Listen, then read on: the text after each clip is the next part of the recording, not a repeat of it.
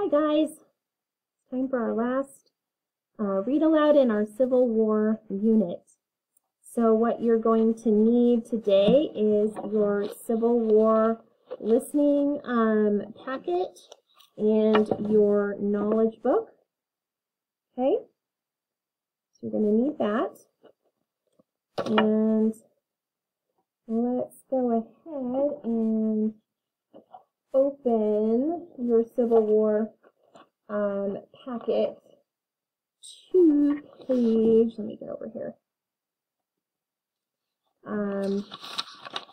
to the last page, 19.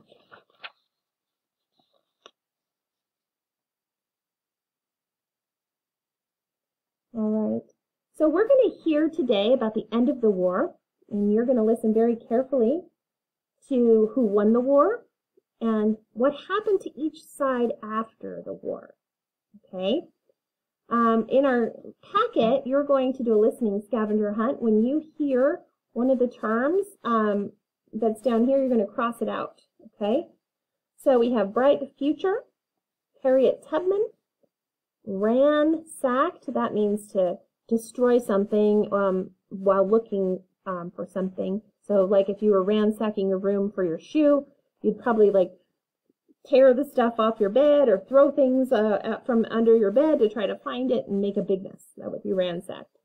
Appomattox Courthouse, newspaper, telegraph wires, Robert E. Lee, inventors and scientists, railroads, Lincoln Memorial, Juneteenth, Ulysses S. Grant. So those are the terms you're going to hear today. Okay? So let's look at our last read aloud called The End of the War. In 1865, news stories did not travel as quickly as they do today. We get them almost instantly, don't we? There were no televisions or telephones or even radios. There were newspapers, but the news stories could be about things that happened days or even weeks before. There were also telegraphs, which were short, typed messages that required special skills to read. It could take several days for news to reach soldiers who were miles away from a town or city with a telegraph wire.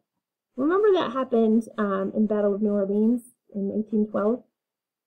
Remember that happened after the war actually ended, but they didn't know that yet because the news traveled so slowly. It could also take days or even weeks for news to reach their families. In tiny towns all over America, parents, wives, and children of soldiers were waiting for a son, husband, or father to return home from the war. So on April 9th, 1865, it took a little while for the news to spread that in a small farmhouse in the village of Appomattox Courthouse, Virginia, Robert E. Lee surrendered the remainder of his Confederate army.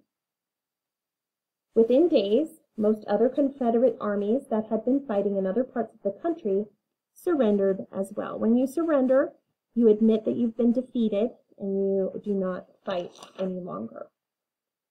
The rebel soldiers laid down their weapons, made oaths to give up the rebellion and never fight against the United States again, and walked home.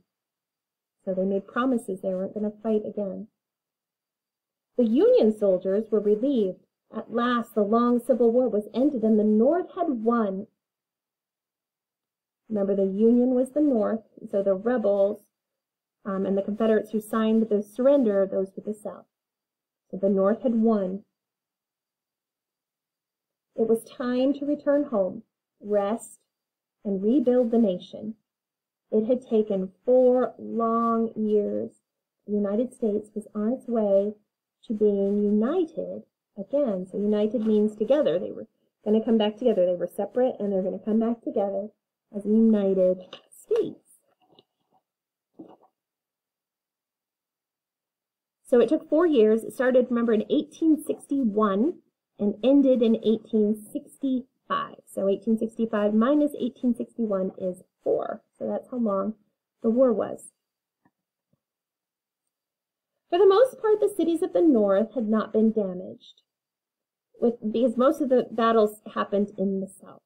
With the end of the war, Northerners started to think about how to make the country bigger.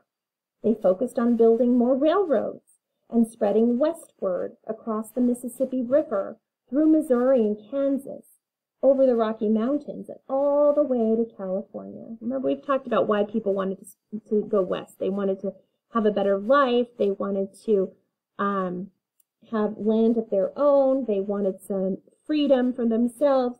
They also went for adventure, and some of them went even for gold.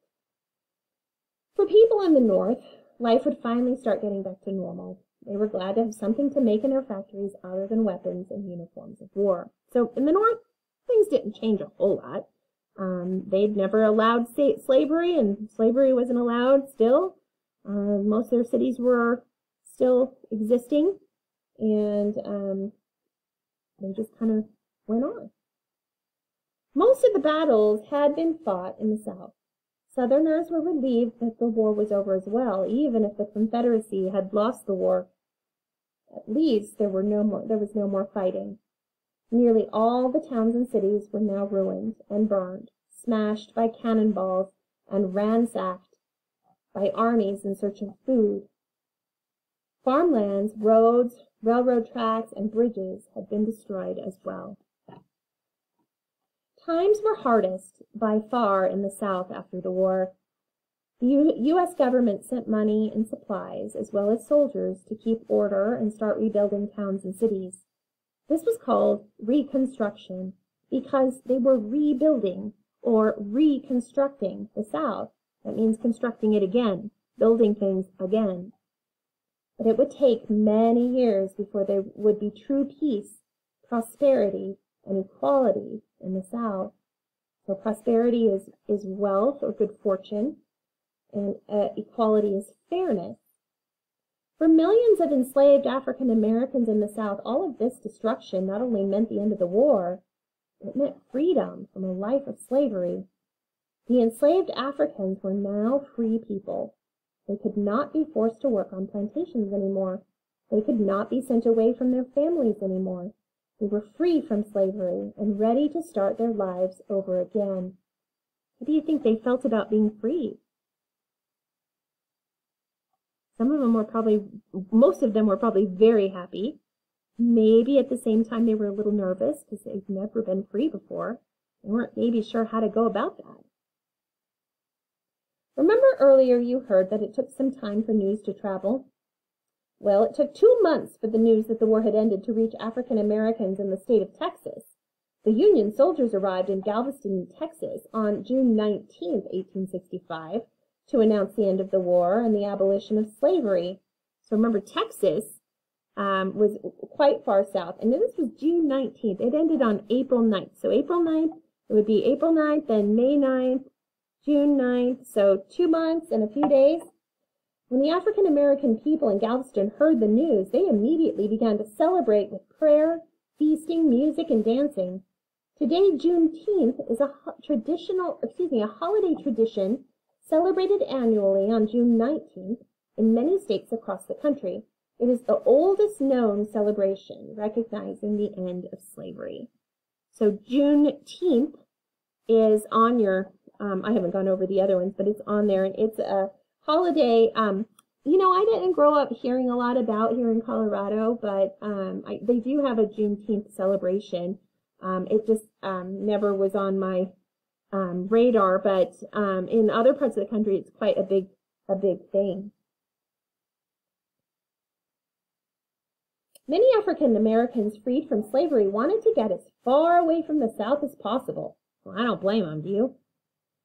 Some moved north to cities like Philadelphia, Chicago, Detroit, New York, and Washington, D.C. Many arrived with no possessions and no money, nothing but the clothing on their backs, and hoped for a better life. They worked in factories, built new businesses, and created new neighborhoods, schools, and communities. However, African Americans still faced some of the toughest challenges of all, for although they were free, they did not have all the same rights as white Americans in the North or the South. The end of the Civil War was the beginning of a new age in America. There were still hard times ahead as well as sadness, but the country was unified as a single nation. The Civil War produced many heroes, including one of the most famous Americans of all, Abraham Lincoln. His face appears today on the penny and the $5 bill. There are thousands of towns, buildings, roads, bridges, tunnels, such as the Lincoln Tunnel in New York, and people named after him. In Washington, D.C., there is a giant monument honoring him, excuse me, called the Lincoln Memorial. And that's a picture of it that you see there. Excuse me, 100 years after the Civil War, an African American named Dr. Martin Luther King Jr. stood on the steps of the Lincoln Memorial and gave the very famous "I Have a Dream" speech. 100 years after the end of slavery, Dr. King and other African Americans continued to work and struggle for fair treatment and equal rights. Throughout the Civil War, Harriet Tubman continued risking her life to free enslaved people and end slavery. During some battles, she also worked as a nurse and sometimes as a spy for the Union Army. Because Harriet Tubman knew the roads and secret trails all around Maryland, Pennsylvania, and elsewhere, she was able to spy on the Confederate Army, telling Union generals in which direction the army was going and how many men they had. After the war, Harriet Tubman moved to Washington, D.C., where she helped the thousands of newly freed African Americans find jobs and homes and begin their lives anew. She also worked for women's rights. During the time of the Civil War, women, black and white alike, were not allowed to vote. Can women vote today? Yes, they can vote today. That was one of many important changes America still had to make in order for all of its citizens to truly be free. Ulysses S. Grant was a hero throughout the North. He went on to become President of the United States in 1869. His old rival, Robert E. Lee, moved back to his farm in Virginia, but was never the same again. He died 5 years later, sad and regretful, haunted by all the things he could have or should have done differently during the war, but was still proud to have fought for Virginia. In many parts of America, people were eager to move on into the future. The war had brought about a few positive changes besides freeing the African Americans and keeping the country together. The North had developed new railroad lines to help deliver war supplies. Companies were eager to expand those railroads, especially those in the West. Within a few years, there were new railroads crisscrossing the country from New York to California and back again. Telegraph wires had expanded as well, so it became possible for a person in New York and a person in California to communicate, share news, and conduct business without waiting weeks for a letter to be delivered by train or on horseback. In northern factories and schools, the Civil War had encouraged a new generation of inventors and scientists. Now that the war was over, those inventors could think about new ways to help people instead of thinking of ways to win the war. They invented new trains, new telegraphs, and new machines of all sorts. Doctors had discovered new types of medicine and new ways to treat injuries and diseases. The Civil War changed the United States in many ways. Hundreds of thousands of men were dead. Millions were badly wounded. At the same time, the nation was once again one nation, and millions of former enslaved African Americans were now free. Many fought for this freedom, including many African Americans.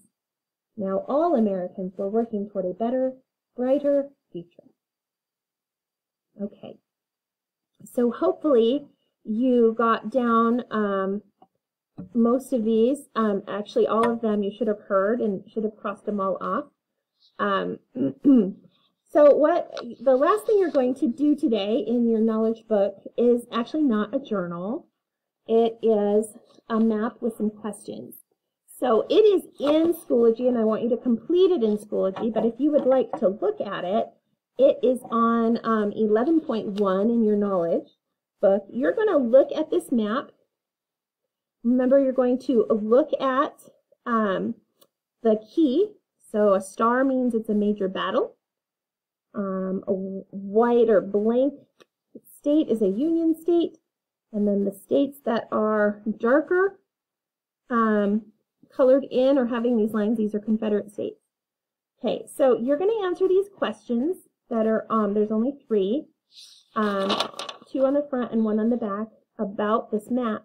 You need to answer using complete sentences. So it says, in which states were there major Civil War battles? You could say, there were major Civil War battles in, and then list the states that they're in. Which state had the most major battles? So you would say whatever state it was had the most major battles. And then you have, where and when did General Lee surrender to General Grant? And you would say General Lee surrendered to General Grant. You're going to say where and when. Okay? So no journal today. And we will have a test next Tuesday, I believe. So make sure you're studying your notes. Those are also due today. You need to copy your notes and upload them. And make sure you're studying them so you're ready for your test. Okay? All right, guys. Have a fantastic weekend.